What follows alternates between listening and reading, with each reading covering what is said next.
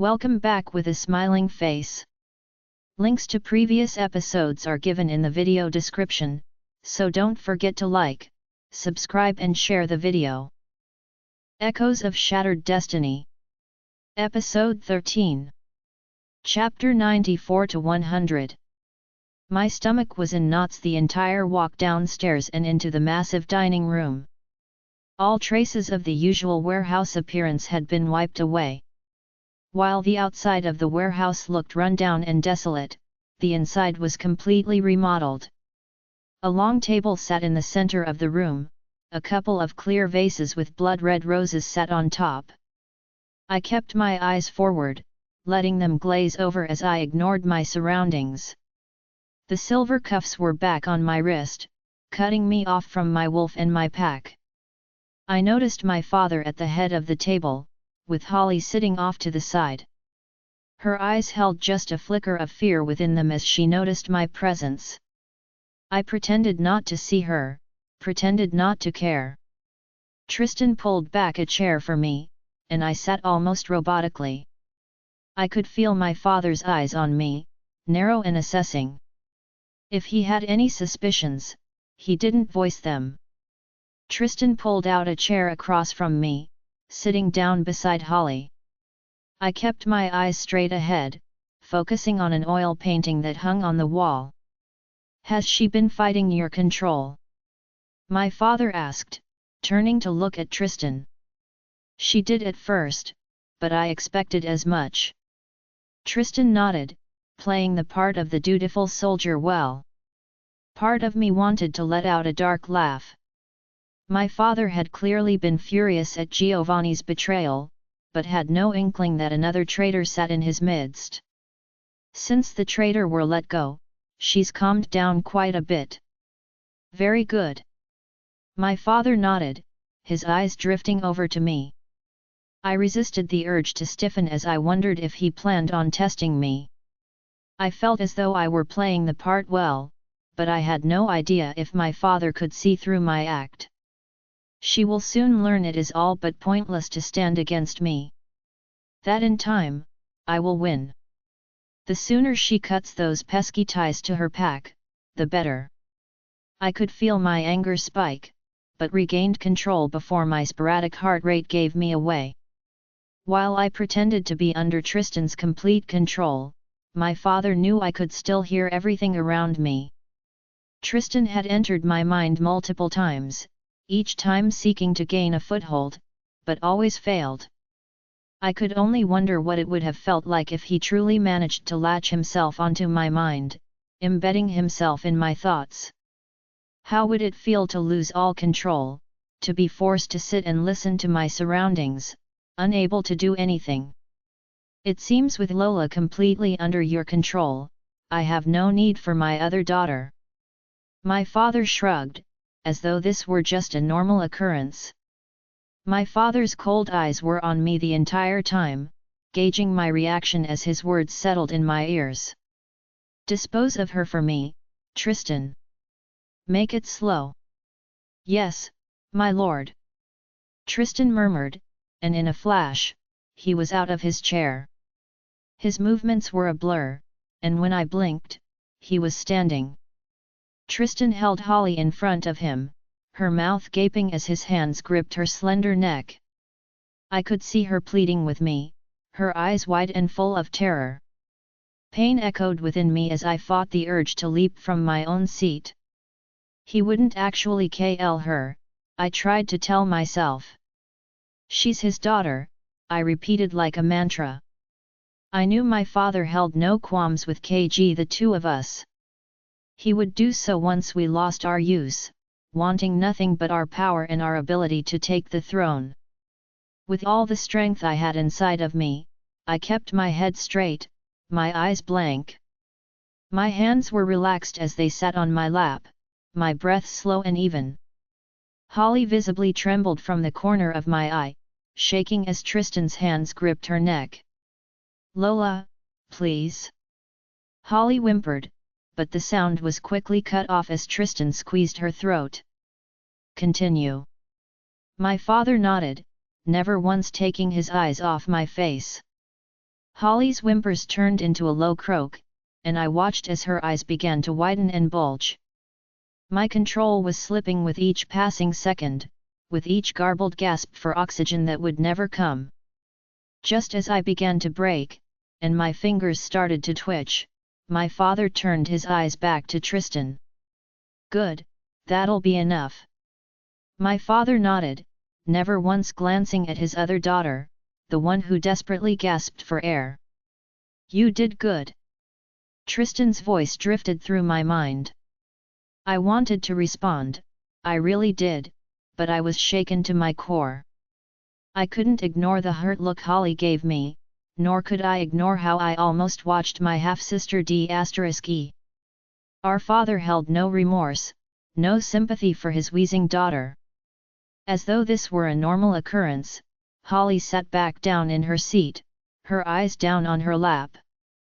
A few moments later, a silver cart rolled into the room. One of my father's servants placed a plate in front of me, along with a tall glass of blood. I had grown used to the taste of blood, had come to anticipate it with every meal. Blood had become more fulfilling than food, sending a surge of strength and bliss through my veins. A thick steak sat in the center of my plate, along with some steamed broccoli and mashed potatoes. The scent of the food wasn't nearly as appealing as the blood. Neither my father nor Tristan had a plate in front of them, only a tall glass of blood. Just as my father lifted the glass to his lips, Holly began cutting into her steak. I followed suit, lifting my own glass as robotically as I could. The blood washed down my throat, chasing away the lingering fear I had felt as I watched Tristan choke Holly. My muscles relaxed, my brain clearing as the blood coursed through me. After I drained the glass, I moved on to my steak. I cut the piece of meat into little cubes, all whilst keeping my eyes glazed and uninterested. The steak tasted like ash in my mouth, as did the rest of the food. Dinner finished shortly after, and Tristan escorted me back into my bedroom. He lingered in my room for a few moments, making sure no one had followed us. His lips were turned down in a frown, his eyebrows pressed together in irritation. "Did you enjoy nearly kg Holly?" I laughed dryly. "How you can pretend to be so loyal is beyond me. We both played our parts well tonight."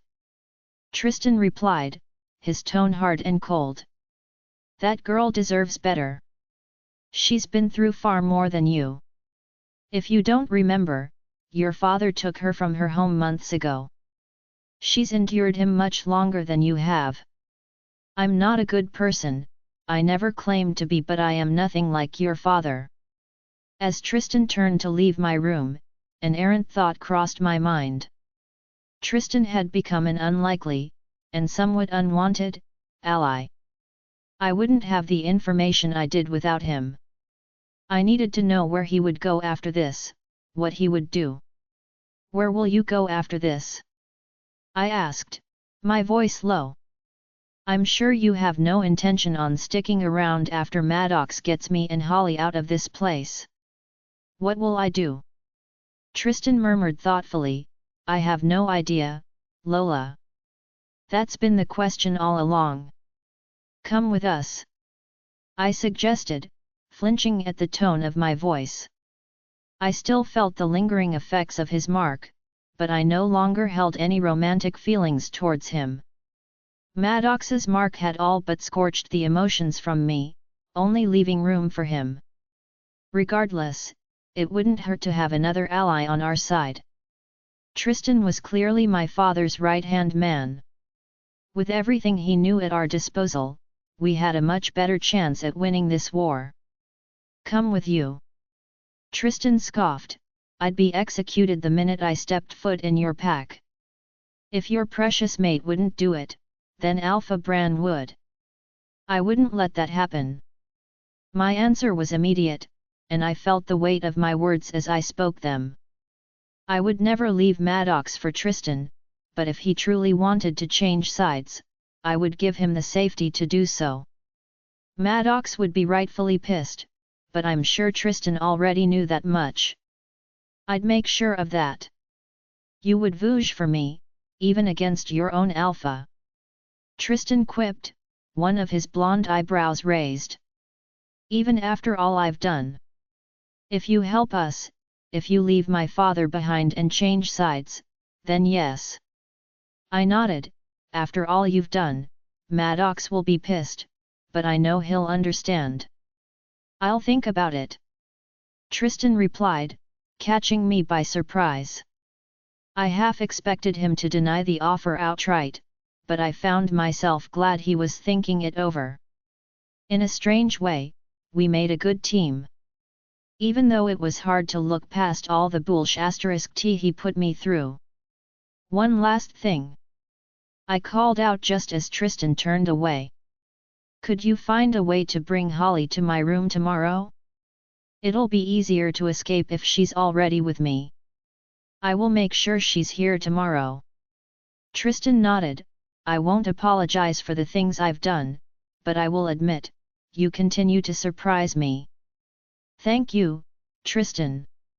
I'm far from actually trusting you, but you've helped me more than I care to admit. If you want to change sides, come to my room tomorrow. I replied, you can leave with us. As long as you don't betray my trust, no one will harm you.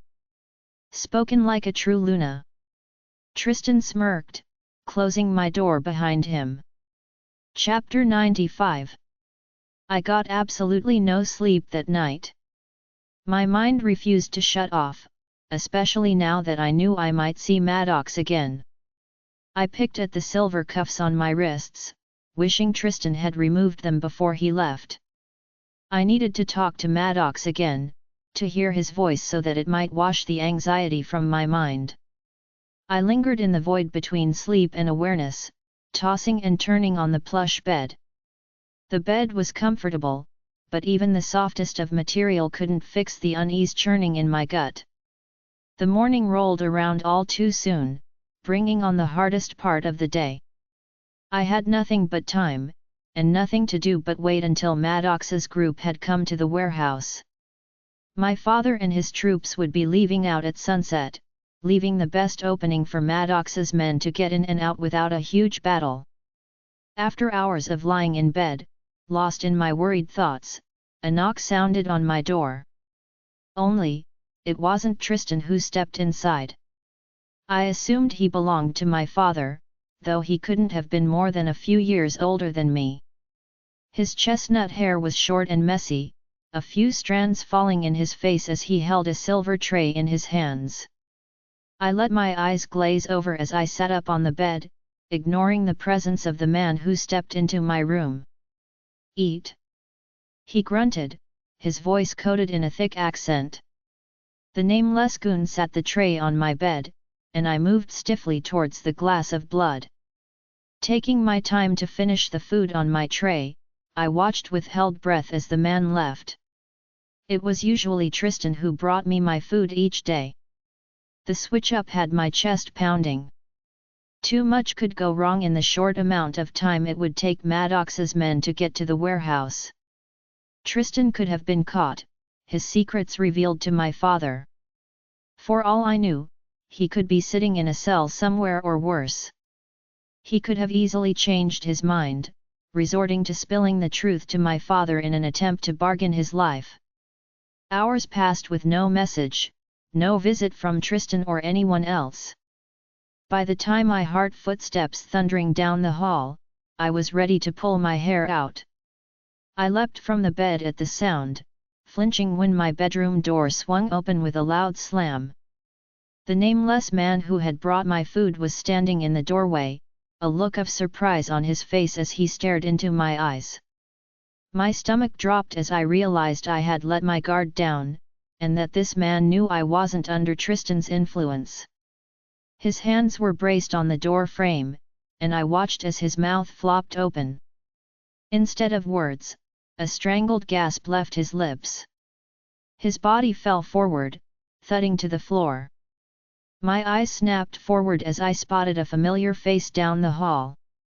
Mason stood at the end of the hall, his arm stretched out as if he had just thrown something. I glanced down at the knife sticking out of the man's back and figured Mason had KD'd him. Mason, Sean, and 4 other men charged down the hall and into my bedroom, dragging the vampire inside. I was swept into a familiar pair of arms and breathed in the scent of my brother, the knot in my stomach finally beginning to unravel. Sean had an incredulous look on his face as he glared down at me. "You're absolutely insane, you know that, right?" Sean scoffed, giving me a quick squeeze before setting me on my feet. "Luna or not, Dad's going to kill you. You'd be lucky if he doesn't ground you for the rest of your life." It was the best option at the time. I shrugged, breathless from the joy of seeing my brother and friend again. "Best option?" Sean snorted. "We can continue this conversation when we're not minutes away from being KD. It's good to see you, Lola," Mason murmured, pulling me in for a quick hug. "Brianna's doing all right. She's pretty pissed at you, though. She'll live." I chuckled. I walked over to the man and dug through his pockets, letting out a sigh of relief as I picked up a small, metal key. The key fit perfectly in the silver cuffs that irritated my wrists, and I smiled as the blistered skin already began healing. "Agreed." Mason nodded, his eyes hardening as he looked over at Sean. "Let's get out of here." "Wait," I called out, just as Sean opened my bedroom door. "We have to find my sister." The words were stuck in my throat as Tristan and Holly turned down the corner at the end of the hall. Holly had an arm around Tristan's shoulders, who supported her weight as he dragged her down the hall. Holly's face was pale, and she was sporting a nasty on her forehead. I wasn't sure about the healing rates of vampires, but we didn't have time to search for a spare pint of blood. Mason let out a rough snarl at the sight of Tristan. I grabbed Mason's shoulder and propelled myself forward, putting myself in between my friends and my new allies. "Don't hurt them." I shook my head, turning my attention to Tristan and Holly. "Is she all right?" "She'll heal." Tristan grunted, slowly, "but it'll speed up once she gets some blood in her system." "I would have come sooner, but we were held up." Brianna said he had gotten inside her head. Mason murmured to Sean, who flashed me an uneasy glance. "He's not in my head, and we're wasting time." I snapped, "Whether you believe it or not, Tristan is the reason Maddox has the information he needs. Now, we either need to leave, or all of us can become prisoners once my father comes back. As much as I loved staying here, I want to go home." It took Sean all of 2 seconds to see the truth in my eyes. He gave me a sharp nod and motioned for us to follow him into the hallway. Mason stopped Sean halfway, the muscles in his jaw working as he glanced at me. "We can't take him with us." Mason growled under his breath. He got in her head before, he could be pulling her strings now. Sean gave me a long look, seeing the impatient fire burning in my eyes. "She's our Luna, and my sister. I trust her word, and you should probably do the same." We ran down the hallway and met up with Tristan, who was currently returning Mason's deep glare. Sean and Mason took the lead with another of Maddox's men, while 3 remained behind Tristan, Holly, and I. I slipped Holly's other arm over my shoulder and supported the rest of her weight. Tristan and I were all but dragging her down the hall, stepping over unconscious or men. I wasn't sure which were Luna Freya's men and which were my father's, but it didn't matter at the moment. "Brittany," I huffed, glancing over at Tristan's hardened face. "She was in on this, wasn't she? Your father promised her your alpha's land once his pack had been disposed of. She was smart for leaving Tyler behind. Her mother's men followed her word and arrived just a week ago." Tristan grunted. "Looks like you decided to come with us." I noted, watching as Mason and Sean disabled another guard. "I'm trusting you, Lola." Tristan's eyes darkened as they met my own. "I'm trusting you not to get me KD. Besides, Holly is in no shape to escape without help." "I'm trusting you too, you know," I pointed out. "Don't make me regret this. I all but sealed my fate when I gave you that information." Tristan grunted. "Your father would have found out eventually. My family will disown me, wipe any trace of my existence from our history." I never bothered thinking about how all of this might affect Tristan. Not once had I considered he had a family of his own. The thought made me feel somewhat guilty, but Tristan was an adult. He was perfectly capable of making his own decisions. "Your family?" I questioned. "I do have a family, Lola." Tristan chuckled dryly. "Old and wealthy, stuck in the old ways as most vampires are. My little sister, she has no clue what's going on. They've kept her sheltered for years." "That's horrible." I frowned. "Why would they do that?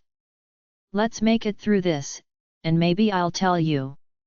Tristan's smile was brittle and somewhat rueful. We made it downstairs, and into the parking lot before I managed to take a deep breath. The sun had dipped behind the clouds, and I squinted against the brief remainder of light. I hadn't been outside since arriving here, and missed the crisp breeze and the scent of nature. I looked around at the parking lot, noting how few cars remained. Sean shot me a brief look, the corners of his lips twitching as he looked over each car. "We disabled the cars," Sean commented. "If they're going to follow us, they'll have to do it on foot." We hid behind cars, keeping out of sight as we drew closer and closer to a blacked-out van. Sean slid the side door open and Tristan and I carefully placed Holly in one of the seats. I climbed in beside her, followed by Tristan. Sean and Mason took the front seats, while the remaining men situated themselves in the back. As soon as Sean sat down in the driver's seat, the engine was roaring to life. The wheels screeched against the pavement as we peeled away, my heart hammering in time with the thud of the gravel road. "Lola! Lola, are you there?" Maddox's frantic voice filled my mind, sounding somewhat choppy, like we had bad service. "I can feel you. The bond, it's faint, but I can feel it." The skin around my wrists had healed, sped up from the blood I had earlier in the day. The skin around my hands was still red and sore, but was no longer blistered and burnt.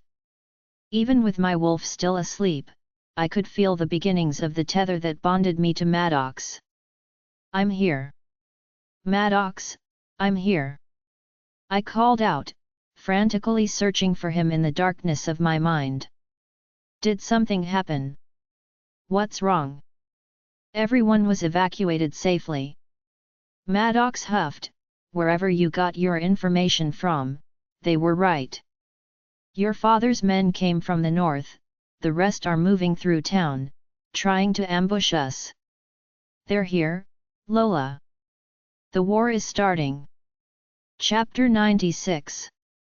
Maddox's voice faded in and out of the mind link, undoubtedly because he had joined the fight.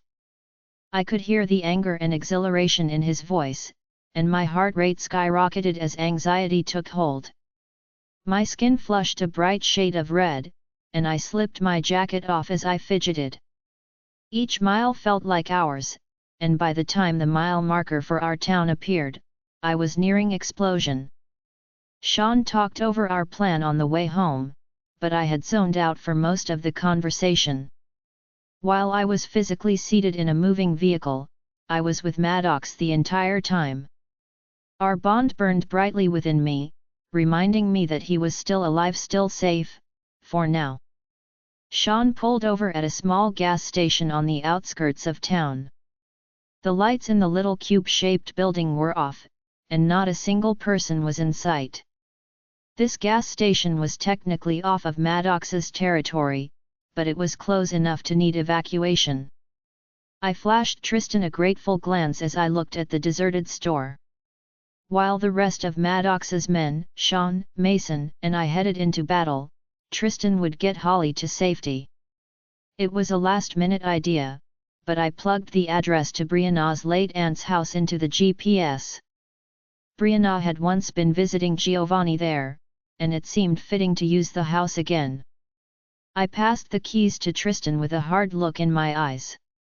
I was trusting him, more than I ever wanted to. First, I trusted him with my life, and now, my half-sister's. Even though I hardly knew the girl, I knew she deserved better than this life. Tristan peeled off down the road, with a pale-looking Holly in the passenger seat.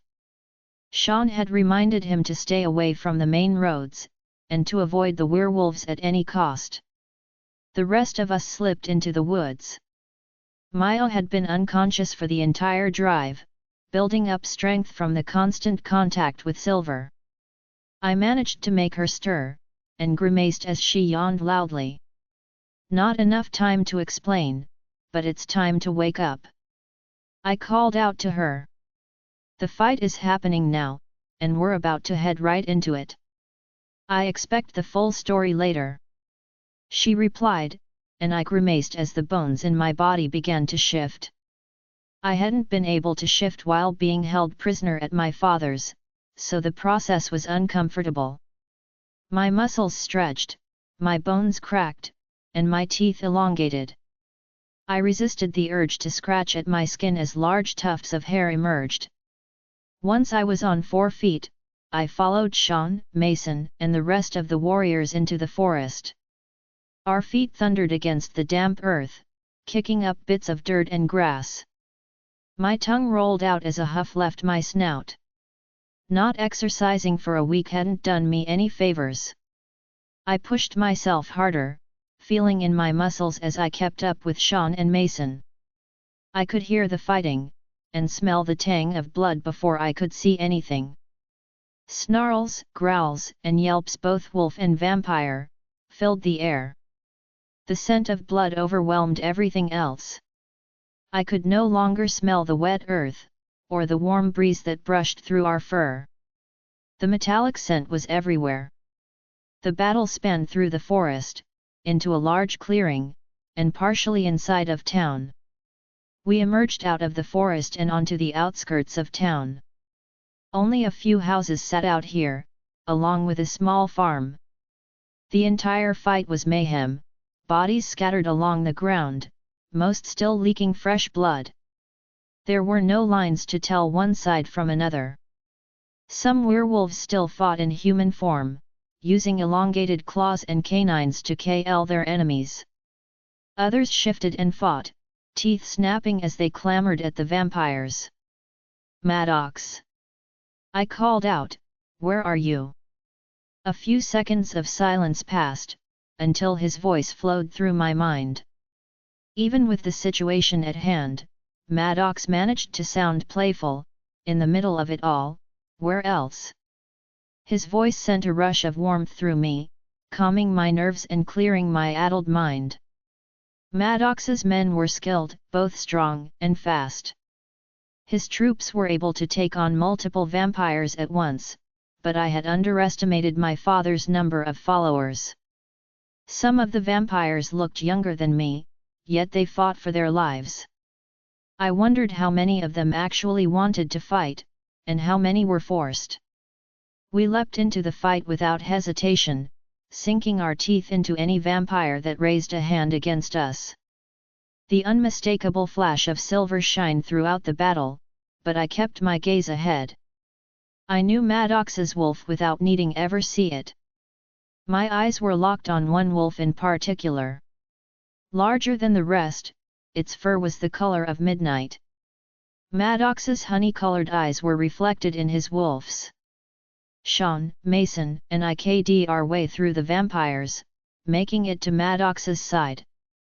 The numbers continued to dwindle, but I couldn't tell which side was winning. My heart hammered, and a skin-crawling sensation ran over my skin. There were so many, so many bodies. Each lifeless face was a person, someone who had a family. That fact didn't change my pace, nor my ferocity. "Where's Brianna and Giovanni?" I shouted through the mind link, locking eyes with Maddox's midnight wolf. I dodged a silver knife thrown by one of the vampires, snarling as it whizzed past my ear. I slammed into the vampire, knocking him into the ground before sinking my teeth into his throat. "Are my dad and grandma safe?" Maddox was tossing the body of an older vampire to the ground before answering. "Brianna and Giovanni, at her aunt's place. Your dad put up a fight, but he's far from town with your grandma." I internally groaned. I had sent Tristan and Holly to Brianna's aunt's house. I had assumed Brianna and Giovanni would evacuate with the rest of the townspeople. Instead, they remained in town, a risk, but they'd be nearby in case we won. Instead of freaking out, I mind-linked Brianna. While she was unable to shift, she still had a wolf living within her, and had a place in this pack. "Brianna!" I called out, narrowly missing an AK. The vampire had come from behind me, but I caught him in time, knocking him off of his feet before sending the silver knife scattering in the other direction.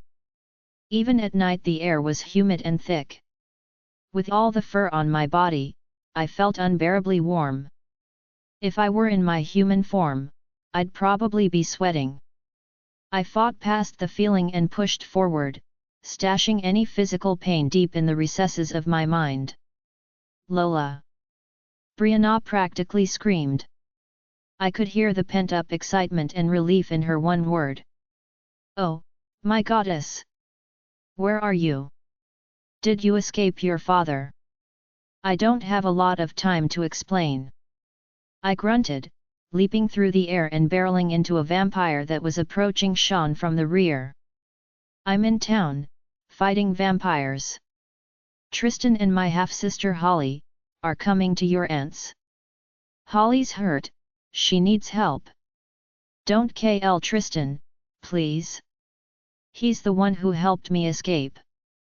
Brianna was silent for several minutes, and for just a fleeting second, I felt sorry for Tristan.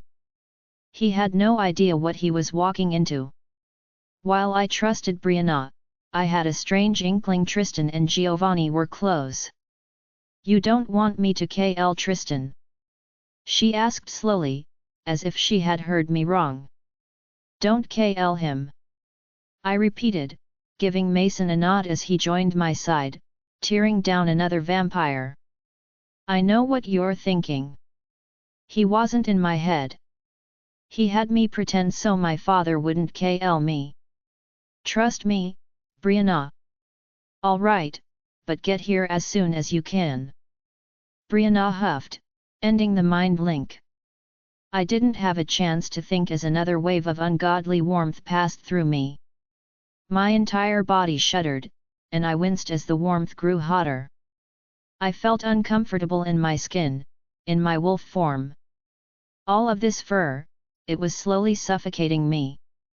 The warmth grew until liquid fire ran over my skin. A strangled whimper left my mouth as the fire rippled over my skin. Chapter 97. Mom had warned me about this as a child. It was a way to ensure children, to make the mating process faster. Shortly after marking your mate, the female wolf would go into heat. It always varied, sometimes happening a month after being marked. A she-wolf's heat was short, typically only occurring once a year. Mom had told me how brutal it was, how it felt like your body had been doused in gasoline and lit on fire. Once I was older, she told me what would happen during my heat. That other males would take notice, that some might even fight over the she-wolf.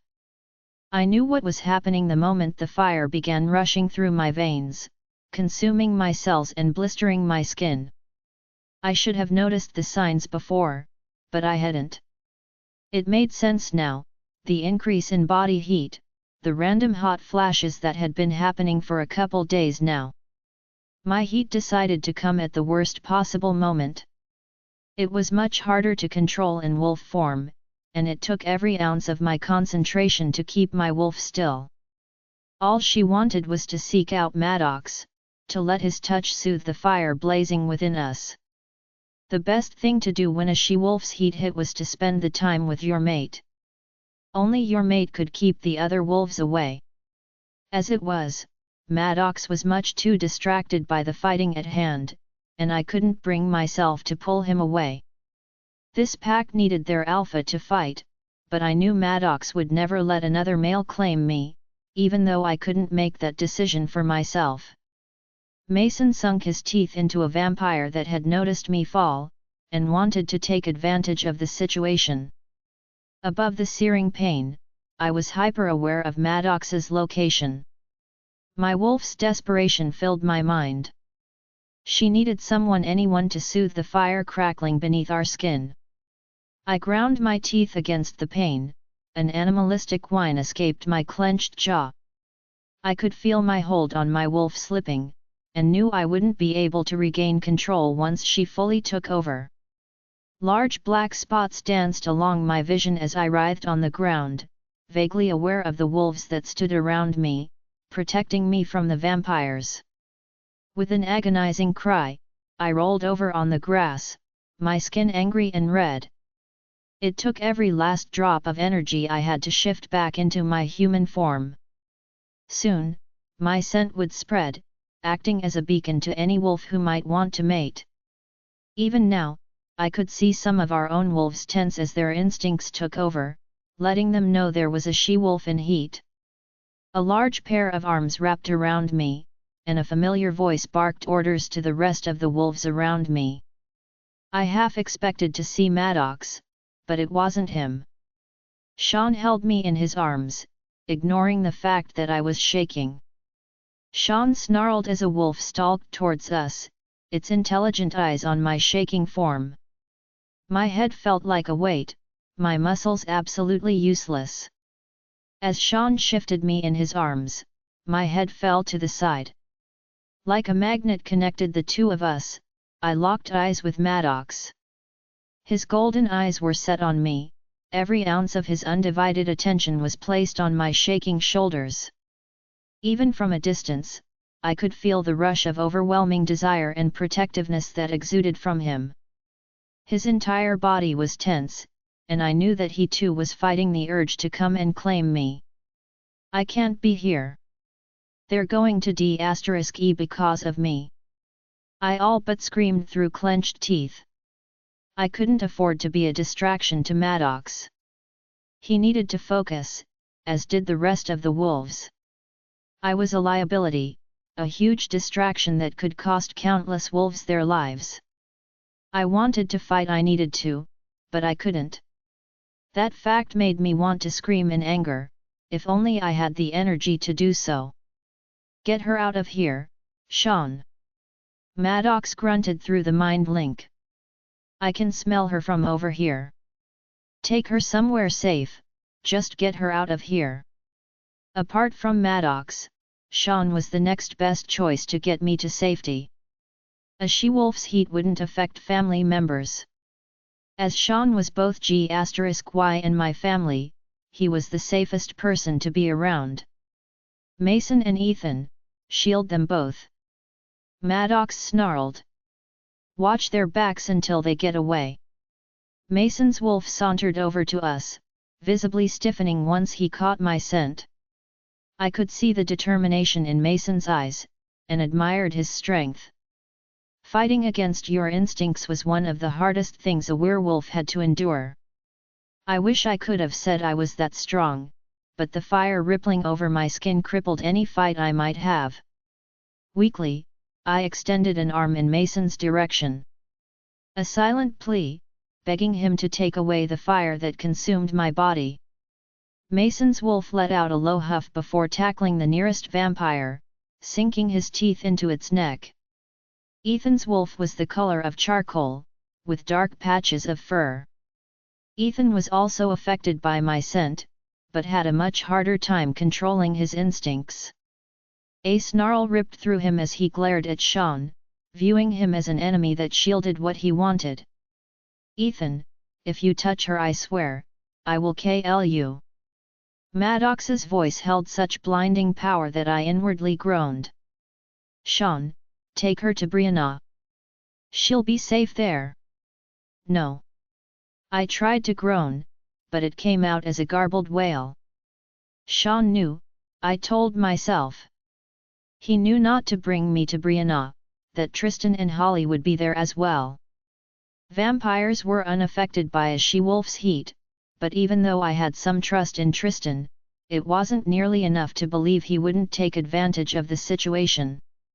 I could see the lure of my scent shatter in Ethan's eyes, and watched as he shook himself off, as though he were ridding himself of the feeling. Ethan gave me a nod, his eyes conveying a silent apology. Ethan and Mason did as they were told, keeping countless vampires and werewolves away from us. Some of our own warriors became distracted, lunging at Sean in order to get to me. Mason and Ethan tossed our warriors aside, leaving them stunned but unharmed. I hadn't a clue where we were going, nor could I think straight enough to clearly make out my surroundings. I faded in and out of consciousness, but my wolf kept pulling me from the darkness. Her overwhelming need to satiate the fire was overpowering everything else, even as I fought to give into the darkness. When I opened my eyes again, Sean was placing me in the back of a sedan. He had slipped on a pair of sweatpants and was currently draping a blanket over my body. A painful hiss slipped through my teeth as I tried to find the energy to tear the blanket from my body. It was too hot, much too hot. The blanket was only keeping the heat in, making me feel as though I were suffocating. "Don't take me to Brianna." My words were garbled, but legible enough for Sean to understand. "Tristan and Holly I know, Lola. I'll get you somewhere safe." Sean replied, his knuckles tight on the steering wheel as he sped through the deserted streets in town. "Everyone is far from town. Our best bet is to get you far from this fight and hole up in one of the vacant houses." Sean continued talking, but I could no longer make out his words. The fire burning within me wasn't losing its intensity. It stayed strong enough to bring me blinding agony, but wasn't painful enough to render me unconscious. I was stuck enduring every excruciating moment until Maddox could come and relieve me of the pain if he came. I forced the thoughts from my mind. He would survive, they all would. Maddox's voice filtered through the mind link, somehow soothing the fire enough for me to understand the words that filtered through my head. "Your father's here, Lola." Maddox grunted, as though he were throwing an opponent off of him. "No matter what happens, I love you so much. Don't ever forget that." Chapter 98. 1 week. One entire week of planning out escape routes, defensive strategies, and safe evacuations. Getting through the week, knowing Lola was in constant danger, was the hardest thing I had endured since becoming alpha. Each minute I felt the absence of the mind link between us, was another minute I became closer to losing my sh*t. The day Lola turned herself over to her father, Zeke found me in my office. Most of the furniture was destroyed, scattered along the room with shreds of paperwork. None of it mattered. Not the paperwork detailing potential treaties and alliances, nor the computer which held countless emails between other alphas in need of assistance. Zeke was the only one I told, the only person other than my beta and Lola, who had my full trust. Zeke and my beta managed to gain my attention, setting me straight before I leveled the house. There was nothing I could do at this point, but prepare for the inevitable. Lola had her mission, and I had mine. In between scouting safe places for the townspeople to evacuate to, I took the time to break the news to Lola's family. Lola had asked that I told them the truth once she was far away, as she already knew how her dad would react. Her dad turned an interesting shade of red, undoubtedly feeling the same helpless anger I felt. Sean placed a hand on his dad's shoulder, keeping him sitting in the recliner. "You let her turn herself in." Lola's dad sputtered, the red in his face spread down to his neck. "What kind of mate are you? Do you have any regard for my daughter's life? Calm down." Lola's grandma snapped, silencing her son with a harsh look. Lola's grandma reminded me of my Aunt Kira. Quick to step into an argument, but also quick to shut it down. I learned from Lola that her grandma had an uncanny ability to sniff out lies. She reminded me of someone I had once met, someone I had long forgotten.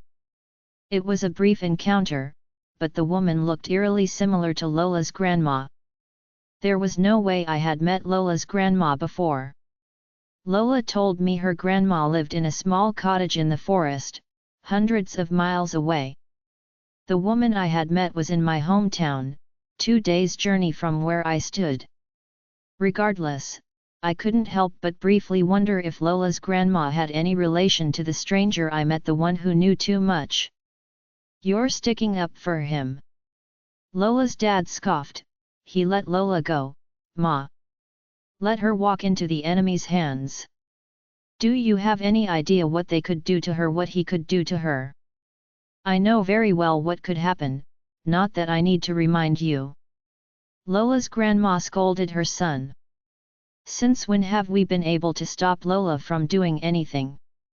What makes you think her own mate could control her?" That got Lola's dad to quiet down. Some of the redness faded from his face, and he let out an irritated grunt. Lola's grandma flashed me a smile, but I couldn't miss the pride burning in her eyes. She knew what Lola had sacrificed. She knew why Lola had left, even though no one had told her. Seeing the pride and absolute trust in her grandma's eyes solidified my own strength. I trusted Lola, and there was no one else better equipped to help us all, to help rule this pack at my side. I spent my days neck deep in work, never once taking a break for myself. Any time I had for myself was spent thinking of Lola, searching down the length of our ironclad bond for any whisper of her voice. Each day without her rattled my insides, making me realize how much I had come to depend on her. I promised myself, the day I got her home, I would name her Luna and complete the ceremony at her side. I wouldn't stop until my people, and my mate, were safe. Brianna and Giovanni made it back onto Pack territory shortly after Lola's surrender. I was surprised her father had actually lived up to his word, as I had no expectations when it came to him. Giovanni and Brianna hid in her aunt's old house, giving me a call when they had made it safely. The Pack was still unaware of Giovanni's presence, a problem I would face when Lola was safe and by my side. Anger pulsed through me when Giovanni could give me no information on their whereabouts. The sooner I could get Lola out of there, the better. Giovanni insisted her father had changed locations as soon as he heard of his betrayal. While he couldn't give me Lola's current location, he did give me the location of their previous base. Hope blossomed in my chest when Lola flooded my mind one night. I couldn't hear her voice, but I could feel her lingering in my mind. It was the first time I had felt Lola since she turned herself into her father. I sat upright in bed, my eyes wide as I scanned the dark. Absent-mindedly, my hand wandered to her side of the bed, and I swore I could feel her right beside me. My wolf snarled in outrage when I heard they had put silver cuffs around her wrists, though I expected nothing less. I cleared the overwhelming anger and worry from my mind and focused on what Lola was saying. Another act that was unbearably hard. All I wanted to do was soothe her pain, the anxiety I felt radiating down the bond. She was safe, for now that was what mattered. The information she gave me would be the tipping point of this battle, it would change everything. I could only pray that her father's plans hadn't changed. 2 days wasn't much time to evacuate the town and surrounding land, but it was enough. I put out the mind link immediately, telling every non-warrior family to begin leaving. I had all of the families in town pack their most important belongings days ago, hoping to speed up the process during evacuation. I hauled myself from bed and threw on a t-shirt and some jeans, knowing tonight I would go without sleep. Zeke and my beta appeared in the kitchen a few minutes later, looking as ruffled and tired as I did. Zeke, Bran, and my beta attended to many of the families leaving, and helped those who stayed behind wishing to fight. I found myself heading over to Lola's dad's house, determined to get them far from the fight. Lola would never forgive me if I let her stubborn dad stay in the pack. Unsurprisingly, her grandma managed to convince her dad to leave, while Sean stayed behind. After a stern conversation with Lola's dad, telling me to protect his son and daughter, they left the house. The town was all but vacant when the sun began to rise. The only people left in town were warriors, dispersed between houses and hotels. I gathered everyone to the northern side of town, leaving a small group behind to AK from the back. The small group would remain hidden until the Vampire King's troops arrived, and until the fight began. I found myself walking the nearly deserted streets, marveling at the dreadful silence that filled the town. Even without the many families that lived here, the entire town was holding its breath. The houses and stores, the offices and schools, it was all waiting to see the outcome. Would these buildings still be standing after this fight? Would the town and its rich history be preserved if we lost? What of the families who spent countless generations in this town? What would they come back to if we lost? What ate at me the most was knowing I would be the one to give the final call. All of those families would be waiting for the outcome of this battle. I would be the one to tell them if we won or lost.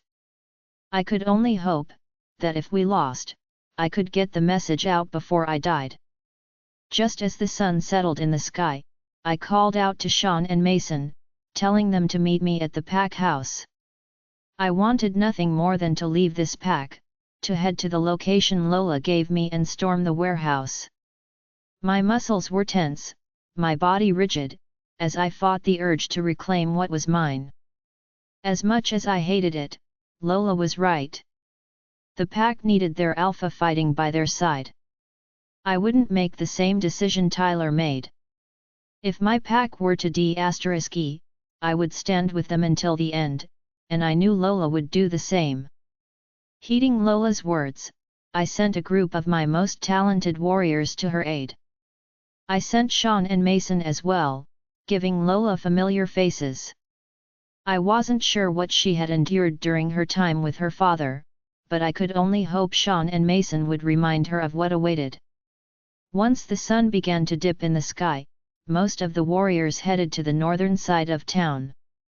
There was a small grassy area just outside of the forest line, and I hoped we could keep the brunt of the fight there. The least amount of damage to the town, the better. Apart from quiet murmurs, a thick sense of foreboding lingered in the air. It felt like the entire town was holding its breath. Each empty house, school, and store were waiting to see if they'd still be standing come morning. I had sent a small group of scouts into the forest, telling them to remain hidden at all costs. Their job was solely to alert us when the Vampire King's forces trudged through the forest. An hour after arriving at the battle site, Sean and Mason mind-linked me. "We've got her, Alpha." Sean spoke through the mind-link, and I let out a long breath I didn't know I had been holding. The tension from this week left my shoulders, making me feel lighter. The sensation was short-lived as Mason chimed in, his voice thick with suspicion and irritation. "There's been a change of plans." Mason grunted, "She's making us take Tristan with her, and some girl she's calling her sister." A ripple of anger pulsed through me at the mention of the vampire's name. Tristan had done nothing but attempt to weasel his way into Lola's heart and pants, all while working for her father. I might not have deserved Lola, but Tristan was far from ever being worthy of her. If we can't trust our mate, who can we trust? My wolf chimed in. Usually, my wolf was quick to anger, but the trust he held in Lola was unbreakable. As much as he hated Tristan, he trusted that Lola made the right decision. Gritting my teeth together until my jaw ached, I stifled the anger that pulsed through me. I had 1,000,001 questions running through my mind, none of which I could have answered at the moment. If we lived, I'd get those answers. I had a sneaking suspicion Lola's information came from Tristan, and wondered what side the vampire had finally chosen. If the information he gave Lola was wrong, and this was all a set-up, I would make it my mission to end his life first. Trust Lola, Mason. I hardened my voice, but refrained from using an alpha command. I had never needed to use one before, and I wasn't planning on it now. Taking away someone's free will was a good way to lose their loyalty. Before I could say more, I felt the flicker of the bond in my mind. Lola's presence was faint, but I could feel it. After a week of feeling nothing on her end, I could detect even the faintest trace of Lola in my mind. The memory of her scent wrapped around me, chasing away every emotion other than grim determination. We would see each other again, after this battle was won. Lola! Lola, are you there? I called out to her, willing the bond to strengthen, willing her to heal from the silver that blocked out connection. I can feel you. The bond, it's faint, but I can feel it. Another voice echoed through my mind, one that made my muscles tense and my wolf snarl. The scouts I had sent into the forest had news. The vampires were coming, heading from the north, just as Lola had said. We see them, Alpha. One of the warriors' voices flooded my head, pushing Lola's to the side. 3 minutes away. The small group of warriors I had sent into town confirmed the same. The Vampire King's troops were on the move, pushing through town and heading north. What interested me the most was that one of the warriors swore they saw the Vampire King in the midst of his own troops. The warrior wasn't certain, as he had never seen the man in person before, but noted how the other vampires seemed to form a barrier around the man, deeming him important. Circle around and come back here. I don't want any of you getting stuck behind them. I told the warrior, and ended the mind link. I'm here. Maddox, I'm here. She called out after a few moments of silence. Her voice was quiet, like she was shouting down a long hallway, but it still managed to make my stomach clench and my heart flutter. Did something happen? What's wrong? Everyone was evacuated safely. I told her, wherever you got your information from, they were right. Your father's men came from the north. The rest are moving through town, trying to ambush us. They're here, Lola. The war is starting. I had seen many battles as a teenager, and as a young alpha, but I had never seen war. The second the vampires cleared the forest line, all hell broke loose. I had just a split second to watch the realization dawn in the vampires' eyes before they all charged forward, a sea of dark clothing and the sly glint of a silver blade. The sound of torn clothing filled the air as many of the warriors shifted into their wolf forms. Some decided to stay in human form until the last moment, while others shifted and barreled into the vampires. As the werewolves and vampires clashed on the field, the sound rang out into the night. I locked eyes with Zeke, who was normally carefree and playful, but held a similar look of determination on his face. I called my wolf forward, and within seconds, was on 4 feet. Shifting had always come naturally for me, even during my first time. I locked eyes with Zeke's wolf, and an unspoken understanding settled over us. We'd go where the fight was at its worst, the thickest and bloodiest part. Time seemed to slow as Zeke and I barreled through the crowd, dodging werewolves and slashing at vampires. Zeke let out a howl as his claws slashed through the chest and neck of a vampire, nearly severing its head.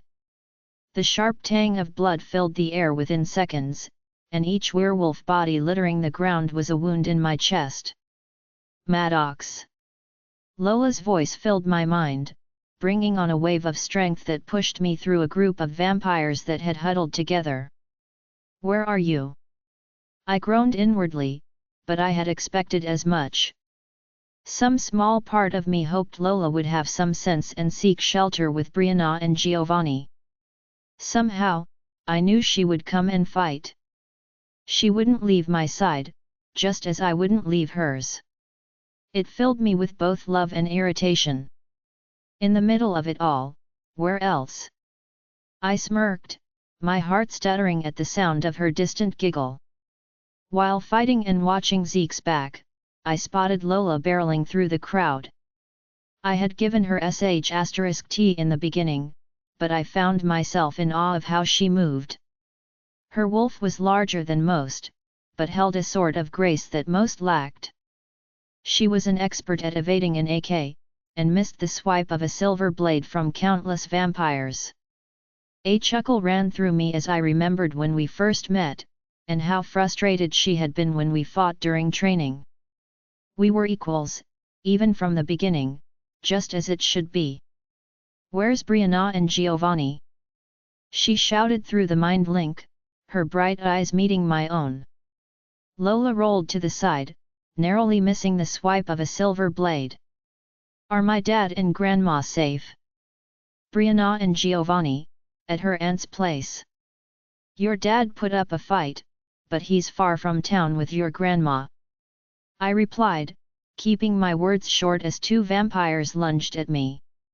One of the vampires was larger than most humans, broad shoulders with thick, tree-trunk arms. The large vampire grinned at me, showing a set of teeth. His companion was much smaller, a female with an even happier look on her face. They were enjoying this. I found myself scoffing at them both. I lunged at the big one first, determined to knock him off his feet. Even with the vampire's enhanced speed and strength, they were no match for me. Werewolves were stronger than vampires, it was what kept us alive for thousands of years. Our animalistic side worked with us, supported us while a vampire's animalistic side controlled them, made them eternally bloodthirsty. As I dodged the smaller vampire, I felt a silver blade graze my ankle. The pain was brief, and my wound healed fairly quickly.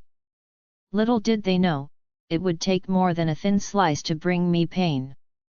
I let out a dry laugh as I charged at the two vampires, feigning left and sinking my teeth into the female's throat. I tossed her body aside and watched as the larger vampire screamed in outrage. His teeth gnashed together, while his dark eyes burned murderously. I couldn't muster up a single ounce of guilt as I realized I had KD the vampire's mate. The loss made the vampire frantic, swiping wildly with the silver blade clutched in his meaty hand. It was all too easy to disarm him, watching the knife become engulfed in the long tendrils of grass that spanned the field. As I sank my teeth into his neck, severing his head from his body, I sent him back into the arms of his mate. As I turned on the nearest vampire, a strange feeling came over me. Unbridled warmth flooded my veins along with a sickly feeling of panic. My eyes found Lola on their own, as if they knew the feeling was coming from her. She was on the ground, writhing in the grass. Loud whines escaped her muzzle, and the hair on her body began to thin. She was going into heat, I realized. A snarl echoed through me, ringing out into the night, registering with every wolf nearby. I charged forward, barreling through two vampires who turned to AK. I couldn't get to her in time, that much I knew. The two vampires I barreled into joined a third, and all three of them approached me. As I fought against the three vampires, I noticed Mason protecting Lola, who had shifted back into human form. She was laid in the grass, her arms tightly wound around her torso. An echo of pain ran through me, along with a rush of longing so intense, it wavered my own concentration. "We need to get her out of here." My wolf snarled, "I won't be able to hold back for long." The urge to claim her was overwhelming, spurred on by the other wolves around us. Each one would catch her scent, each one would fight at the chance to mate with her. "Get her out of here, Sean!" I snapped through the mind link. Sean held Lola in his arms, moving through the crowd of vampires and werewolves with wary eyes. "I can smell her from over here. Take her somewhere safe, just get her out of here." It took every ounce of my concentration not to snarl at the wolves glancing her way. Not only was I worried about my mate, but I was also worried for the warriors in my pack. Lola would serve as a distraction, one that would cost many lives. It was best to get her out of here, to find somewhere safe, despite what my instincts were telling me. "Mason and Ethan, shield them both." I snarled, "Watch their backs until they get away." Mason and Ethan charged over, surrounding Sean as they moved through the battlefield. I watched as Ethan's wolf stiffened, baring its teeth at Sean and Mason. Before he could take a step forward, I shouted through the mind link. I used just a shred of my power as an alpha, just enough to get through the haze that had become Ethan's mind. "Ethan, if you touch her I swear, I will kill you." I promised. "Sean, take her to Brianna. She'll be safe there." My words seemed to register in Ethan's mind, and his stiffened posture relaxed. Ethan threw himself at a nearby vampire, one that had noticed the small party moving through the crowd. I watched the tension leave each werewolf as Sean carried Lola off the battlefield and out of sight. The fight resumed at full force, the wolves ripping through vampires left and right. I turned my eyes away from the werewolves that had fallen and pushed forward, stopping when I found who I was looking for. Standing at the center of a circle of vampires, was Lola's father. I couldn't be sure it was him, but who else would the vampires protect so vehemently? His hair was the color of night, his eyes a startling shade of blue, just like Lola's. I could see her features mirrored in his face, and wondered how my beautiful mate had come from someone like that.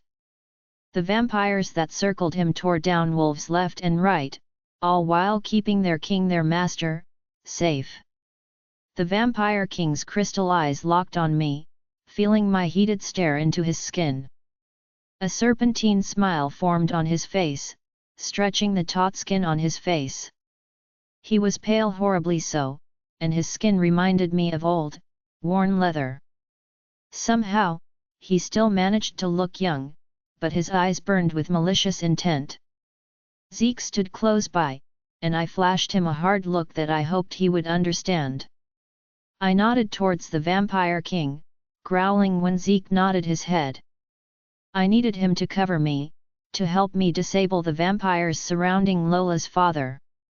Any one of my warriors had the right to kill him, but I wanted that honor. It sounded horrible, murdering my mate's father, but the man was not family, he was a monster. I had never been fond of vampires, but my hatred never spanned as far as brands. With Lola at my side, I knew that being a vampire was as much a part of her as being a werewolf. She couldn't have one without the other, and I accepted that fact wholly. Things would change if we won this battle, and I could only hope they would change for the better. With that thought in mind, and the image of my beautiful mate seared into me, I charged the Vampire King and the group of warriors that surrounded him. With Zeke at my side, we dodged stray vampires, jumped over fighting wolves, and barreled into the circle of vampires that surrounded Lola's father. I took 2 down with ease, while Zeke took down 1. Our presence on the battlefield was noticed. Warriors looked to their alphas, seeing the importance of the person the vampires were protecting.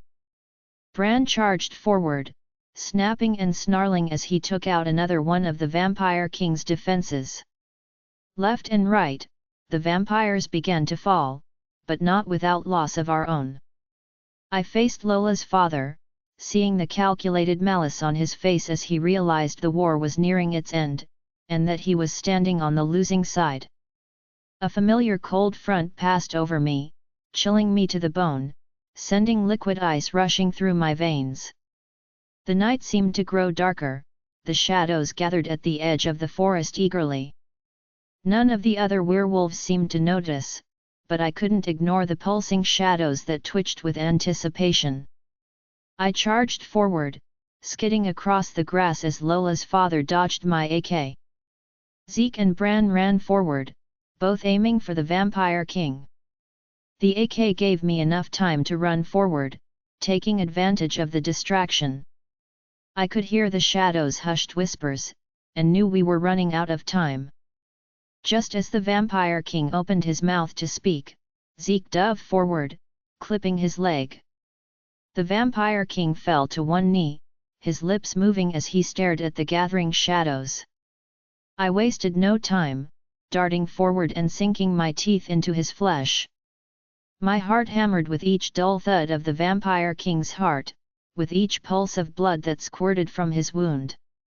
Zeke and Bran latched onto one of his legs, pulling one way as I pulled another.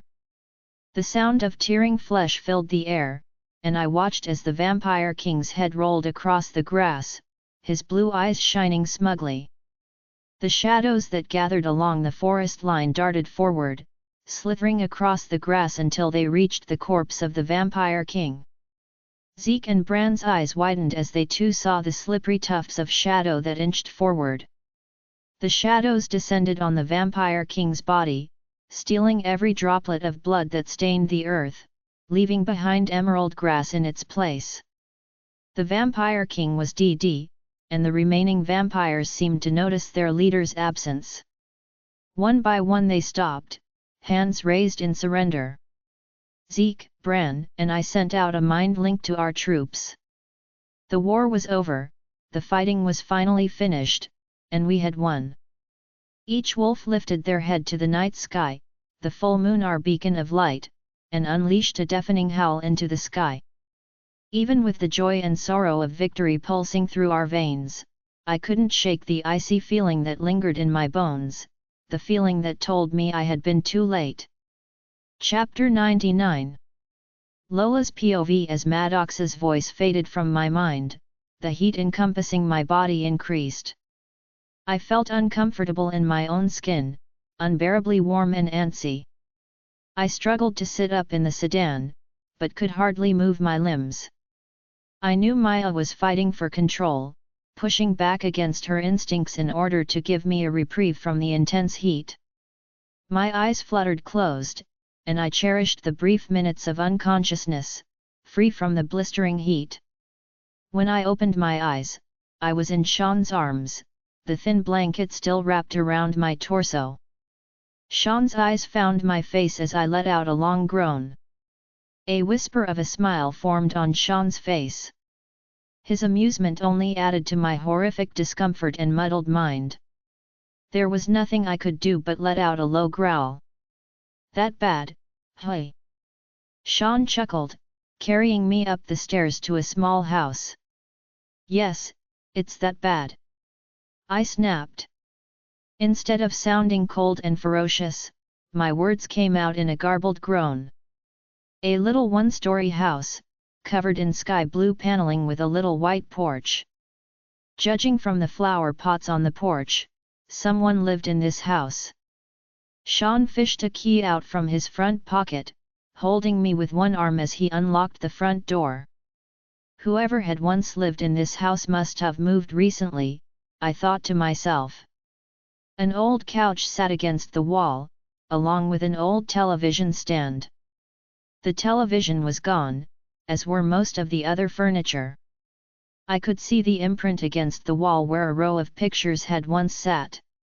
Kind of glad my mate was a guy. Sean chuckled, but his eyes had that misty, faraway look I often saw on Mason's face. I feel for Maddox.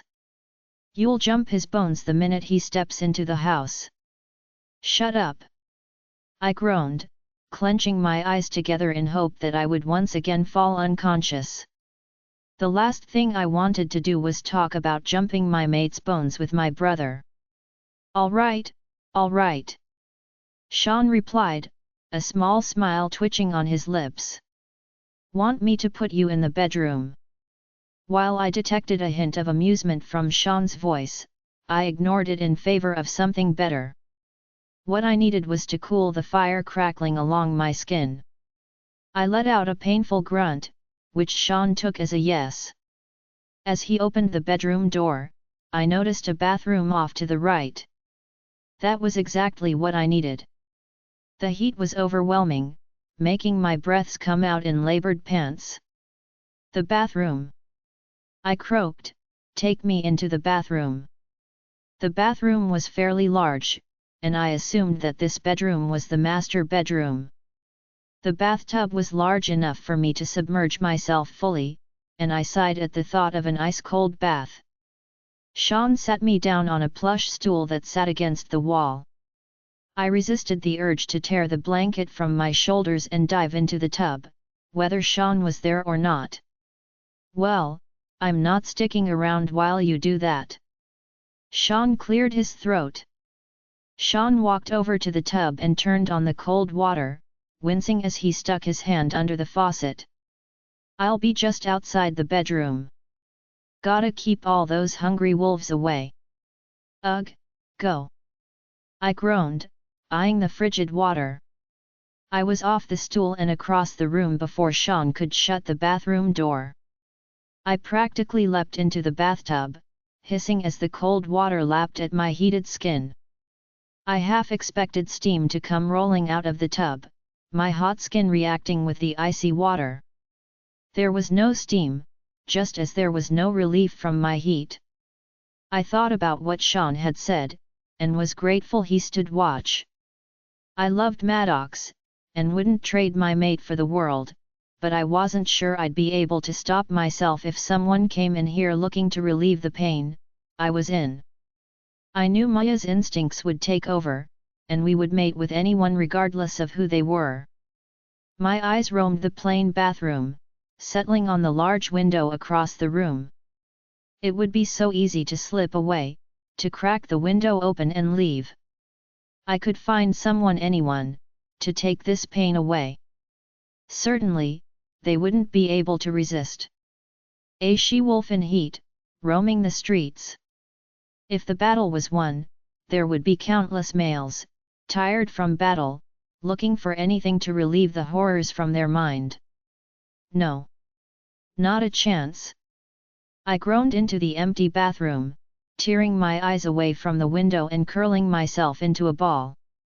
My damp hair fanned out across the water, and I sank lower into the tub.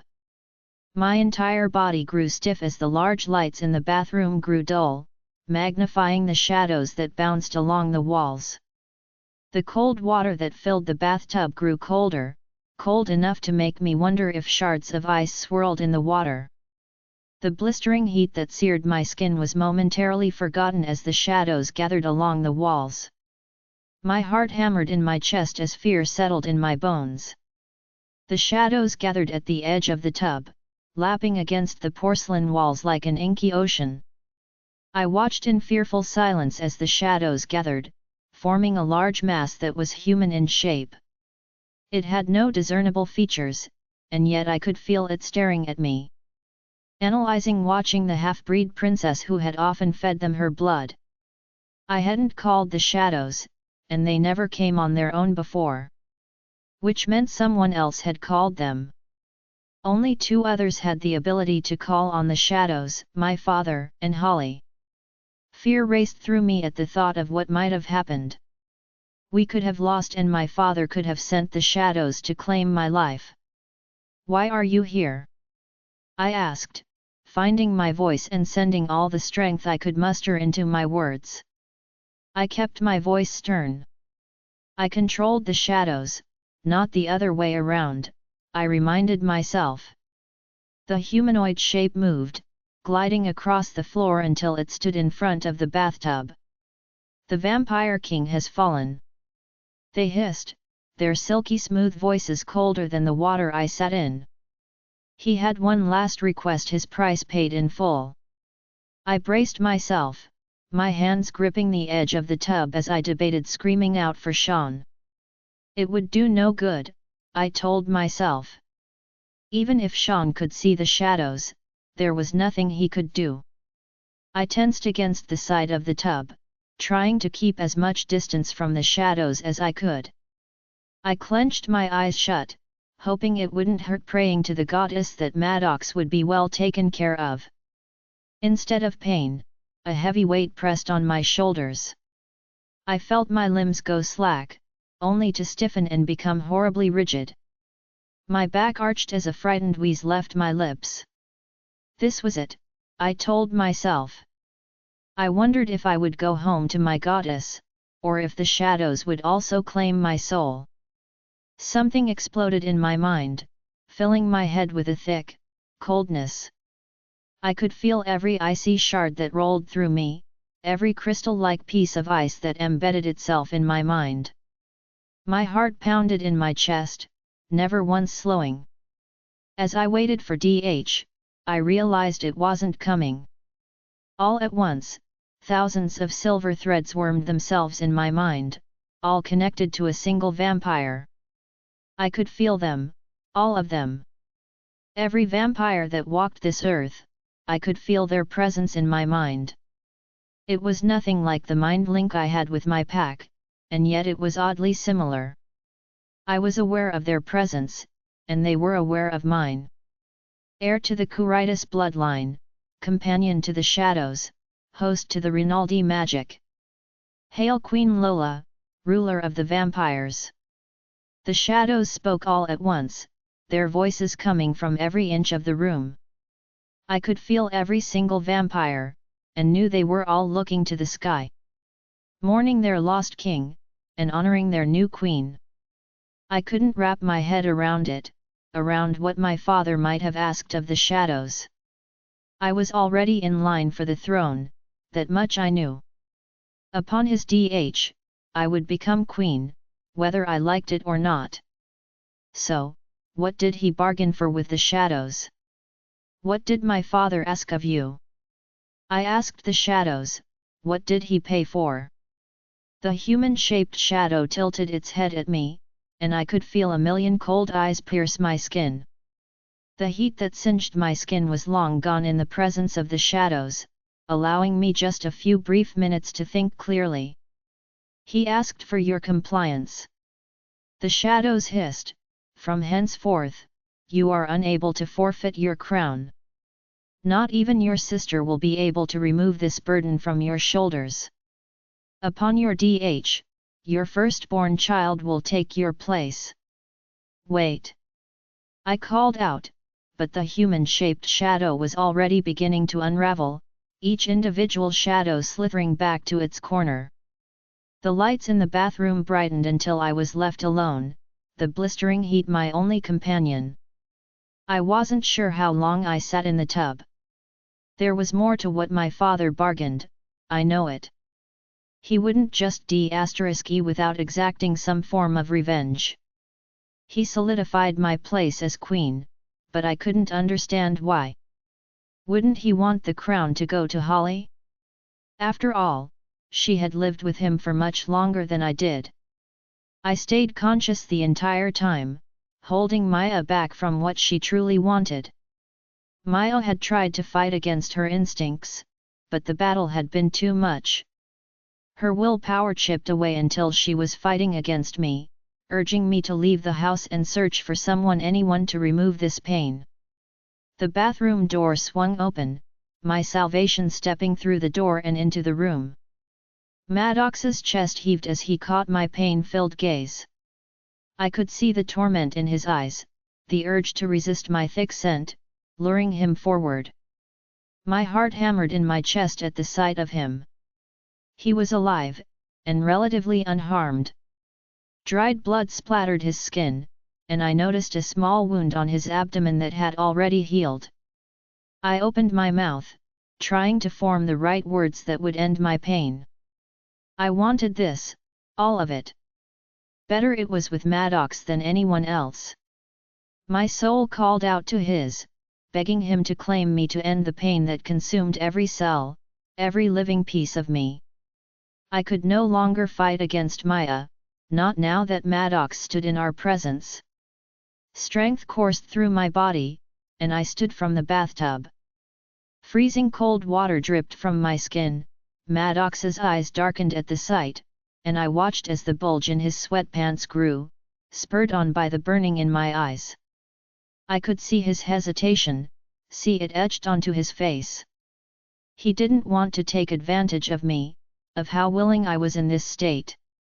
I didn't care, nor could I bring myself to stop. Maddox's control snapped with an audible crack. He was on me within seconds. I wasn't sure I'd be able to control myself if someone else walked through that door. Don't. Maddox hushed me with a gentle kiss, one that soothed every aching muscle in my body, while making the sensitive spot between my legs throb. It's not your fault, it never was. Next time you go into heat, I'll be there. We won, Lola. You're lucky if I ever let you leave my side again. So, it's true. I exhaled, he's really DD. He is. Maddox nodded, and I watched his Adam's apple move as he swallowed. His voice held unease, something that was unusual for Maddox. He was always so certain, so concrete in his decisions. He called to the shadows, Lola. At the end, that is. I worried I was too late, that he managed to make a deal with them. The shadows, they took his blood. I think he did make a deal, but it wasn't to KLU. The shadows' earlier words came back to me, and I found myself running through every connection I felt in my mind, each and every one led back to a vampire. You were too late. I murmured, he did make a deal with them, but it wasn't for my life. What? Maddox grimaced, sitting up in bed. His hands grasped mine, holding on tightly. What did he ask for? He made me queen. I whispered, meeting Maddox's wide eyes. I can't forfeit my crown. Not to my half-sister, not to anyone. Your half-sister. Maddox murmured, then how would there be another ruler? If we have a kid someday, they would be the next ruler. I winced. I couldn't stop the guilt that rolled through me. This burden wasn't only mine. It was also Maddox's.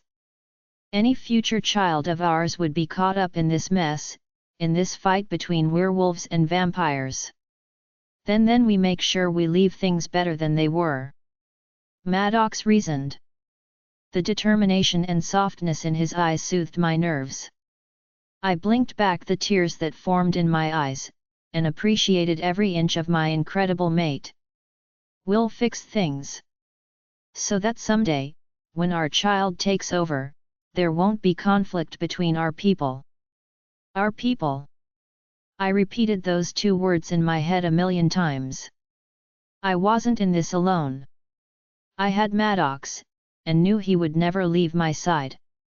I was torn between two worlds, 3 if you counted my supposed witch heritage, but Maddox would be there to help me through it all.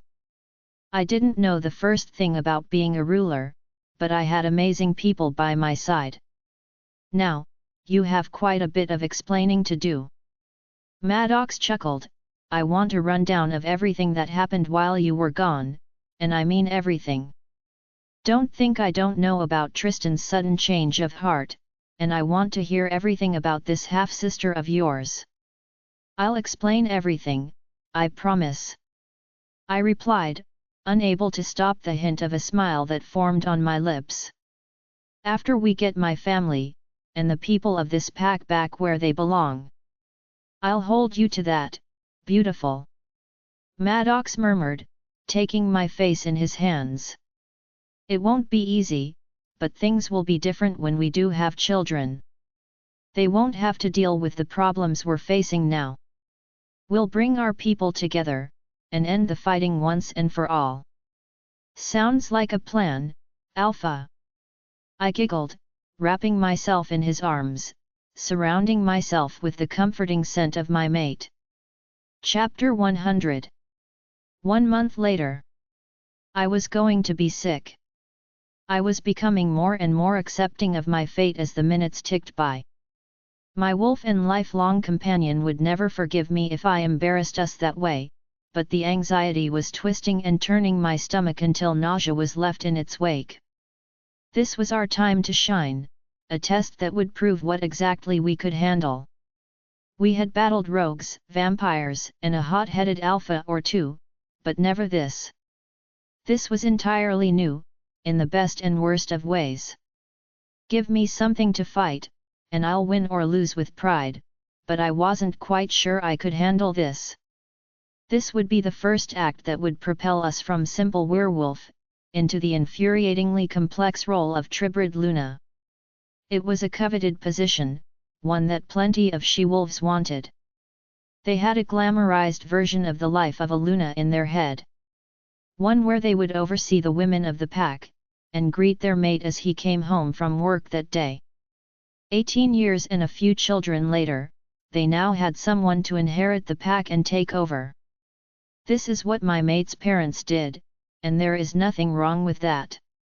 So rarely do our kind have peaceful lives, especially during the years where petty wars and rogue attacks are at their highest. The problem is that these glamorized ideals of being a housewife, they encourage us to close our eyes and ignore the truth of what's happening in the world. It couldn't go on any longer, this ignorance to the world around us, the arrogance that truly led us to believe that we were the most powerful creatures on this earth. Perhaps, at one point we had been at the top of the food chain. We lived within this false bubble of peace, while the vampires and witches hid in the dark, acclimating, changing. They were all here, all of the people most important to me. Beacons of courage that reminded me I have been through worse than this, the people I love have been through worse. Brianna and Giovanni stood off to the side together, eyes always roaming one another as they held their little private conversations, even backstage at what would reveal not just myself, but him as well. Even Tristan had come, his sour expression common, but his presence was still encouraging. Dad, Grandma, and Sean were all backstage, talking to Mason and some of the lighting crew as they finished up some final touches. "And how is my favorite queen of the undead?" Zeke's cheerful voice boasted through the room, earning an instant grin from both Brianna and I. Tristan and Giovanni collectively snarled under their breath. The one and only thing the two vampires agreed on nowadays was that Alpha Zeke was a nuisance to humanity, and vampires. Trying not to flake out on this entire thing. I groaned uselessly, grumbling when Zeke swept me into a bear hug. Can I flake out on my own pack meeting? Over the past 3 months, Zeke's gone out of his way to help the two of us. Not only was I adjusting with my new position as Luna, but I had an entire country full of vampires to rule, half of which absolutely hated me, the other half only followed me out of fear and respect to whomever held the crown. Zeke, though still woefully unmated as he liked to gripe about from time to time, had become like family to Maddox and I. Flake out? And miss all of the fun? He scoffed, his over-exaggerated expression of surprise made me lift an eyebrow. Is it bad that I'd rather fight in another war than be forced into public speaking? Of course not. Even us alphas feel that way. He snorted, flashing his lopsided grin which had earned him the majority of his dates. But wartime is over, which means certain things need to be done in order to establish long-lasting peace. How very wise and just of you, Alpha Zeke. Brianna cooed, coming up behind him with a grin on her face. I snickered when Giovanni snarled under his breath, stifling a laugh when Zeke winked. Brianna had just cropped her hair short again before coming with us to Maddox's hometown, so it now reached an inch or so above her shoulders. Even without the ability to shift, from when she had me make a deal with the shadows for her mate's life, Brianna retained her werewolf perks of enhanced senses and speed. Constant training, along with her morning and nightly runs, kept her and her wolf sane. Did you read that out of a book somewhere? Actually, I googled it. Zeke grinned, but quickly wiped the expression away for one of his rare, serious moments. For real, though. There are only rumors circulating right now, nothing anyone is taking too seriously. When this gets out, word will spread. The entire world will know what happened here today, and that their future will forever be changed. For what it's worth, you're doing the right thing. Exactly what a Luna and Queen of the Undead would do. That is not my official title and you know it, Zeke. I scolded him, swallowing the emotion in my throat every time he threw out some of his wisdom. Well, your actual title is a bit of a mouthful. Who has time to say, heir to the Curitis bloodline, companion to the shadows, host to the Rinaldi magic? He pouted, jutting out his lower lip. The expression made him look younger, less of the rugged playboy he acted like. Besides, Queen of the Undead has a nice ring to it. I am glad you think so, because you're the only one allowed to call me that. Which is what makes it even better. He smirked, giving Brianna and I a half wave. I think I've hyped you up enough for one afternoon, I need to go bother your mate about security detail. We'll be right there on stage with you. The man says he wants a mate, but I don't think he could slow down if he tried. Brianna laughed breathlessly, shaking her head at where Zeke had stalked away. Her eyes met mine, flickering with humor even though she was nervous about tonight as well. I think since you've become the Vamp Queen, this is the most fun he's ever had as Alpha whoever she is. I already know we're going to like her. I smirked, especially if she can tame him. So, are you ready for this? She asked after a few seconds. Not at all. What about you? Oh, no, she chuckled, her eyes flitting over to where Giovanni stood, always watching her. He had become ultra-protective since her wolf was locked away, a trait I understood entirely, even if it was a little overbearing. I'm not even the one speaking and I'm nervous. Here's to hoping I don't fall off the stage or puke on someone. I think you'll surprise yourself, Lola. She smiled softly, a genuine one that gave me just a hint of courage. You've changed from the girl you used to be. I always knew that when you finally came home, you'd shake things up. Granted, I didn't think things would change this much, but I am ready to help you work towards a better future. We all are. Are you sure you don't want to give this speech? I chuckled breathlessly, blinking back the emotion that prickled behind my eyes. Now, I'd definitely puke on everyone. She grinned, making it nearly impossible to remain nervous and fearful. Would you mind if I borrowed our Luna? Maddox's gravelly voice slid up my spine, wrapping around my neck as it filtered through my ears. I turned and tried not to lose my breath entirely. His usually messy hair was styled, paired perfectly with the button-down shirt and slacks he wore. The dark-colored clothing made the unusual shade of gold in his eyes stand out, swirling and churning with the darkness in them. Not at all, Alpha. Brianna smirked, mouthing good luck. Zeke told me you were terrified.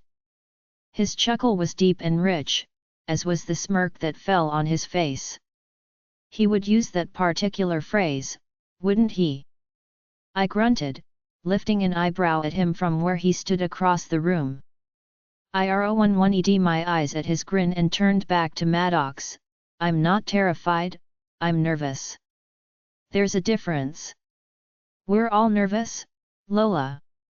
His voice was the courage I needed, the confirmation that there was nothing wrong with feeling this way.